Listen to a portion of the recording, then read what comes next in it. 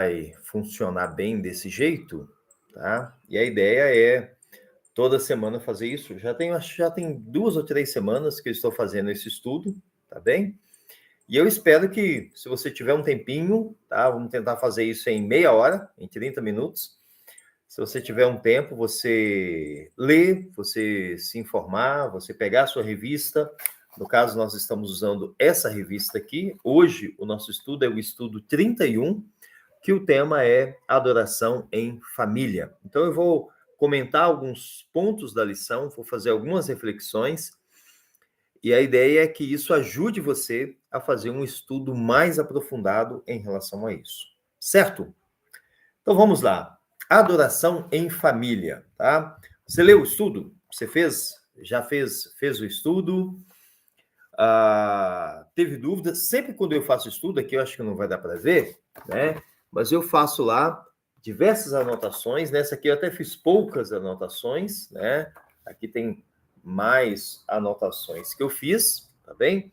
Faço várias anotações sobre o conteúdo, tá? São perguntas que você faz, pensamentos que você tem, textos bíblicos que se associam com aquele contexto, tá? Com o que está sendo ensinado aqui. Então, o que é mais relevante para a gente saber quando se fala de adoração em família? Tá?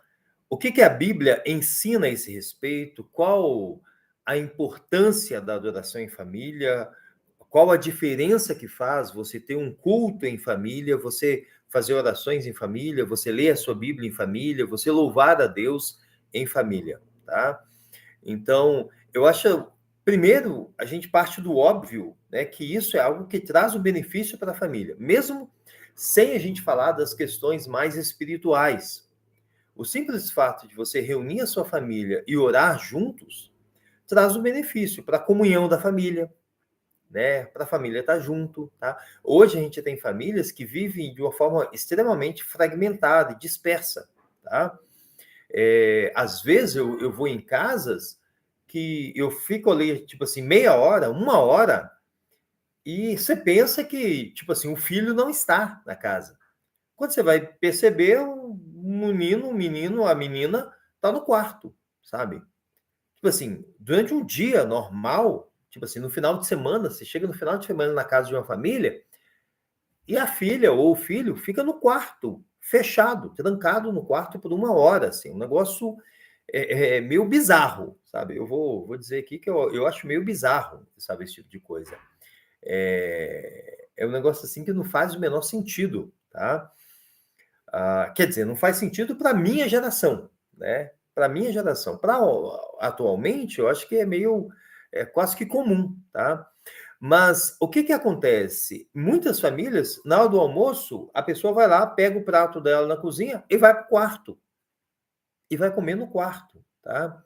Não existe mais uma reunião, em muitos casos não existe uma reunião, ou então vai para frente da televisão, tá? Mas normalmente muitas famílias têm cada um tem a sua TV no quarto e tal. Então, quando você fala de adoração em família, a gente está falando de recuperar um terreno perdido que faz uma imensa diferença no cotidiano da família, na adoração em família, e no papel que os pais têm de ensinar aos seus filhos acerca da palavra do nosso Deus, tá bem? Vamos lá, algumas anotações que eu fiz aqui. A lição começa falando disso, né? Em um mundo agitado e cada vez mais fragmentado, a adoração em família é uma âncora que pode fortalecer nossos laços familiares e a fé em Deus, tá? Isso é muito bom, mas é basicamente óbvio, não é? Num contexto em que cada um está cada vez mais isolado, mesmo dentro de casa, você propiciar uma adoração em família dá uma revitalizada nos laços familiares, tá?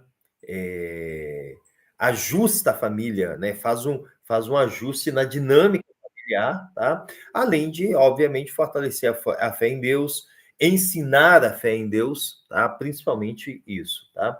A família é uma instituição divinamente ordenada, e a adoração pode ser, tá? Aqui ele continua. A anotação que eu fiz no começo aqui é exatamente dessa questão da família como um ambiente cada vez mais fragmentado, tá? E quando você possibilita, propicia, quando você faz um movimento em direção a uma adoração dentro da sua casa, e aí por adoração, o que você quer dizer como adoração, pastor? Um momento de oração, um momento de leitura da Bíblia, tá? Um momento de culto, tá? Ó, vamos tomar um café da manhã juntos aqui e vamos fazer uma oração, vamos ler um texto da Bíblia, tá? Na hora do almoço, tá? Senta aqui, vamos orar juntos, tá? Na hora que vai dormir, principalmente quando se trata de crianças menores, vamos ler um texto da palavra de Deus, vamos fazer um comentário, né? Pergunta o que o outro entendeu acerca daquele texto lido, tá? Então, esses momentos de adoração, né? Eles tanto fortalecem a família, quanto fortalecem a fé em Deus. E aí a lição está dividida em 3 tópicos, em 3 subtítulos. Primeiro, adoração em família, um alicerce sólido, tá? Segundo, fortalecendo os vínculos familiares. E terceiro, transmitindo a fé para as novas gerações, tá? Então, eu gostei dessa divisão, porque assim, é uma divisão boa, no sentido de que a adoração em família fornece um alicerce sólido para a edificação da família. E que alicerce é esse? A oração, a palavra de Deus e o louvor. E a adoração. Tá? Então, quando a gente. E o louvor e o cântico, né? Quando a gente fala de adoração em família, a gente está falando basicamente disso, de orar juntos, de ler a Bíblia juntos, de cantar juntos, né? Eu até anotei aqui, né? Cantar juntos é uma coisa que a gente faz muito pouco em casa. Normalmente, quando eu pego o violão, né, e começo a tocar, ou quando a gente coloca liga um som ali e tal, e normalmente a gente começa a cantar, as crianças começam a cantar. Aqui em casa a gente tem 3 filhos pequenos, né? A gente está usando ultimamente muito Minha Vida é uma Viagem, se não me engano. Acho que é isso, né? Que tem canções infantis, mas canções muito boas. E aí as crianças começam a cantar, e a gente canta junto e tudo, tá? Esse momento de cânticos em família, a gente fez muito quando teve ali o começo da pandemia, que não teve os cultos, e aí a gente fazia os nossos cultos, né? Então, normalmente ali no domingo à noite, eu pegava o violão e a gente cantava vários cânticos, né? Eu lembro que as crianças assistiam muito um desenho lá do livro, o book, tal. Esqueci o nome, tá? Mas tinha uma canção muito legal, que começava e terminava os desenhos, né, com esse cântico, Poema da Salvação, se não me engano o nome da música, e aí a gente cantava com as crianças e tudo, né, e eu tocava ela, tá? Então, muito bom. Mas normalmente é algo que a gente faz menos, tá? Tá? Mas é muito legal, é muito importante. A gente faz mais um momento de oração e um momento de leitura da palavra, tá? Deixa eu ver o que eu destaco mais aqui. Eu acho que é isso, tá? A adoração, ela traz um benefício muito grande. Deixa eu comentar uma coisa, a questão do texto, tá? O texto bíblico que foi usado aqui como... Eu estranhei a escolha do texto, mas é que poderia ser um texto mais descritivo, falando de alguma família, especialmente, mas eles colocaram um Salmo 78, de 3 a 4, tá? Salmo 78, de 3 a 4. Deixa eu só passar aqui, ó, né? O que ouvimos e aprendemos e o que os nossos pais nos contaram, não os esconderemos aos nossos filhos. Contaremos à próxima geração os louváveis feitos do Senhor e o seu poder e as maravilhas que fez. Uma coisa que eu queria destacar é que é isso aqui, ó. Não os esconderemos dos nossos filhos. Você já pensou nisso? Assim, eu já li esse texto várias vezes e nunca havia pensado nesse sentido. Quando um pai, uma mãe, não lê a Bíblia com seus filhos, não ora com seus filhos, na prática, esse pai e essa mãe está escondendo dos seus filhos os feitos do Senhor. Cara, isso é muito sério, tá? E não esconderemos aos nossos filhos. Como que você esconde dos seus filhos as coisas de Deus? Não compartilhando com eles. Eu anotei aqui na revista. Cara, você já deu o seu testemunho de salvação para o seu filho? Seu testemunho de conversão? Como que você aceitou Jesus? Né? Porque às vezes a gente já contou o nosso testemunho para muitas pessoas, menos para os nossos filhos, que são os maiores interessados, tá? Seu filho, sua filha sabe como que você aceitou Jesus? Como que você se converteu? Tá? Seu filho e sua filha sabe que antes houve um momento na sua vida em que houve uma mudança, em que houve uma conversão, em que houve uma mudança de direção. Ó, antes a minha vida era assim, assim, assado. Eu não queria saber de Deus, eu não orava, eu não lia a Bíblia, eu não ia na igreja, né? Porque, na maioria do caso, os nossos filhos já nasceram nos vendo ir para a igreja, nos vendo orar, nos vendo ler a Bíblia, nos vendo estando no domingo. Para eles isso é natural. Para eles sempre foi assim. Mas é muito importante ensinar para os nossos filhos que nem sempre foi assim. Que antes nós estávamos perdidos, tá? Nós não conhecíamos a Deus, nós não amávamos a Jesus. Nós não conhecíamos a graça salvadora de Deus, tá? Então, cara, é muito importante, tá? É muito... E aqui eu estou adiantando, tá? Eu estou adiantando, já pulando lá para o ponto 3, né? Transmitindo fé às próximas gerações. Mas vamos ao ponto 2, fortalecendo os vínculos familiares. Aqui eu não quero destacar muito, porque, cara, assim, é muito importante isso. E é muito claro. Acho que quando você pensa nesse aspecto, você percebe como é óbvio. O momento de adoração fortalece os vínculos familiares. Tá? E aí, eu estou falando muito no meu contexto aqui, que é um contexto de crianças pequenas, cara, mas pensa, eu estou pensando aqui, por exemplo, no irmão Cláudio, por exemplo, né, que tem 3 filhas adultas já. Vínculos familiares, tá? Pensa, o irmão Cláudio faz um culto doméstico lá, num domingo de manhã, por exemplo, como esse, tá? E pergunta para suas filhas, ó, qual o pedido de oração de vocês? Pelo que vocês querem que o papai e mamãe orem por vocês, tá? Quando a Ana, a Rebeca, a Mariana fala, elas estão falando das suas preocupações, estão falando das suas angústias, estão falando dos seus pensamentos, tá? Talvez esse é o momento delas falarem de coisas que o seu pai e a sua mãe nem sabiam. Talvez esse é o momento em que elas vão compartilhar preocupações e ansiedades que o Cláudio, a Célia, nem estavam cientes. Então, quando a Mariana, a Rebeca ou a Ana faz os seus pedidos de oração, fala das suas preocupações, das suas angústias, ou fala agradecendo das coisas boas que aconteceu no meio da semana, e quando o Cláudio, a Célia, faz uma oração ali, Senhor Deus, eu te louvo pela vida da Ana, pelo que aconteceu, te agradeço pela bênção que a Mariana teve durante a semana, Senhor, coloca nas tuas mãos essa preocupação da Rebeca.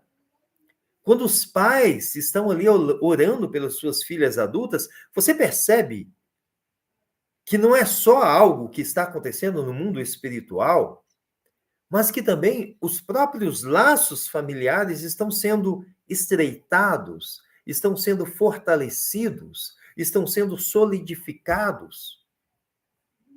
Cara, é um pai, uma mãe orando pelas suas filhas, orando pelos seus filhos. Tá?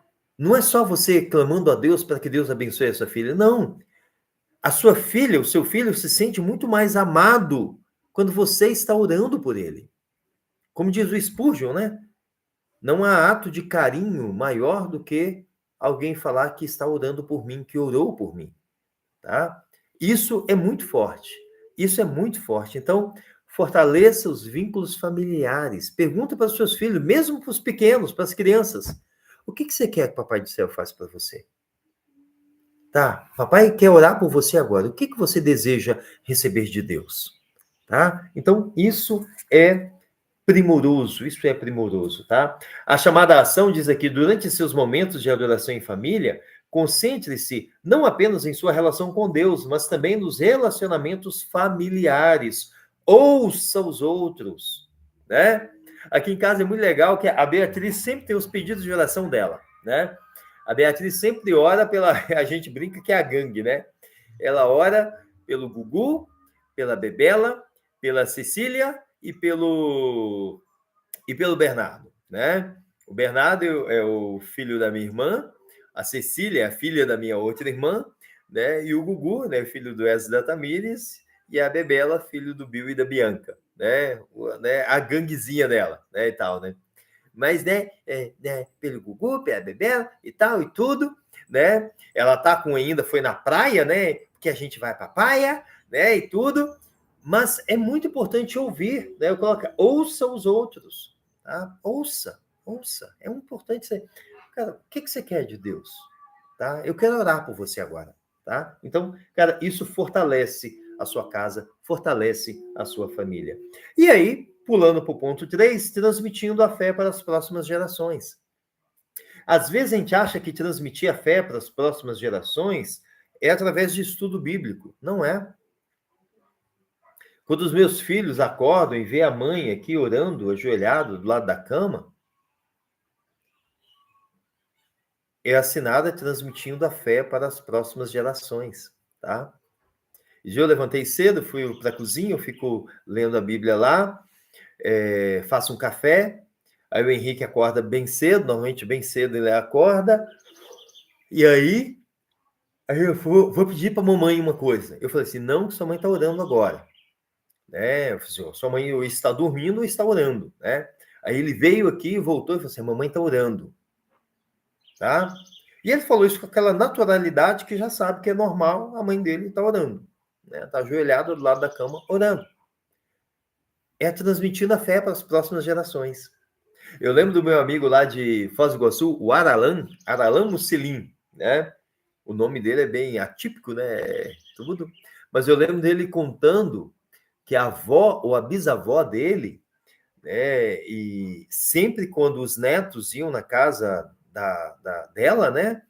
Ela fazia os netos se ajoelharem do lado da cama dela e orarem com ela. Né? Então ela, vamos orar juntos. E aí todos os netos que estavam ali se ajoelhavam do lado da cama e oravam juntos, né? Quando ele conta isso, pô, a avó dele já havia morrido, né, há bastante tempo, ele estava se lembrando, com saudade da sua avó, e se lembrando de quando ele e os outros, né, os irmãos, os primos, se ajoelhavam ali ao lado da cama da vovó para orar junto com a vovó, tá? Quando a vovó fez isso, a vovó está transmitindo a fé para as próximas gerações. É o tipo de coisa que esse meu amigo de Foz, ele pode estar com 90 anos, cara. Ele pode estar com 90 anos, Alzheimer, Parkinson, sei lá mais o quê. Deus me livre, isso não vai acontecer, mas mesmo que esteja, ele vai se lembrar disso. Ele vai se lembrar de quando eu era pequenininho e orava ajoelhado do lado da cama da minha avó. Tá? Isso é transmitir a fé para as próximas gerações. Tá? Eu anotei aqui do lado, né? Outras maneiras de transmitir a fé para os seus filhos, né? Compartilhar respostas de oração. Às vezes a gente dá muita ênfase no orar, no pedir a Deus, mas a gente não fala das respostas de oração. É importante falar para os filhos, ó, lembra que o papai orou pedindo isso para Deus? Deus respondeu. Aconteceu isso, ó. Ó, sabe isso que a gente vai fazer agora? É resposta de oração. Porque a gente não tinha condições de fazer isso, mas nós oramos e Deus respondeu, tá? Ensine os seus filhos que Deus responde orações. Ó, sabe o trabalho que o papai vai começar na próxima segunda-feira? Lembra que o papai orou, porque o papai estava desempregado e o papai precisava trabalhar? Então, o papai vai começar a trabalhar. E sabe por que o papai vai começar a trabalhar? Porque Deus respondeu a oração e deu um serviço para o papai. Tá? Compartilhar respostas de oração é outra forma de transmitir a fé para as próximas gerações. Histórias de conversão, aquilo que eu já falei, né? Contar a sua história de conversão, tá? O papai era um traste, o papai não prestava. O papai fazia essas coisas erradas.